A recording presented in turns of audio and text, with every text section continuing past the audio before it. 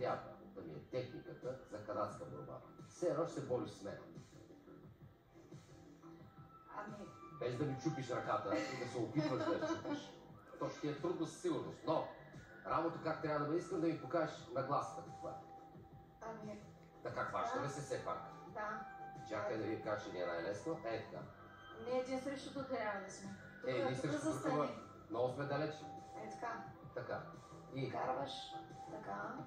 работа на сам. За да ти е така цялата Тежест с работа. Ти бъде си много здрава. И китката е извита и натискаш. Ако не я извиеш китката? Ами по-малък шанс имаш. После трудно ще я върнеш обратно. То зависи от нея, че Не, че няма шанс, ама карваш. Един път извиеш ли я, казваш, че по-скоро трудно се връща. Еми да. Китка, предмишница, бицепс. А бицепса къде го забравяш? При мен не ми играе там много роля. Так, насам, ти го дърпаш. Също, ама при мен е някакси... При мен е силна китката.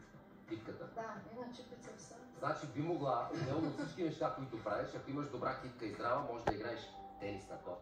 Аз играя тенис на маса обаче. Не, на корт. На корт, не. Там хубаво с китката се изчерпва. Тенис на маса обичам повече. Маса е лесна работа. Пак китката там играе. Решението беше да отвориш 13. Да. Отваряме ли? Отваряме. Стефче, давай. Да видим. Стотинки ли липсват в тази игра? Дай Боже. Отвори. Стотинки. Е!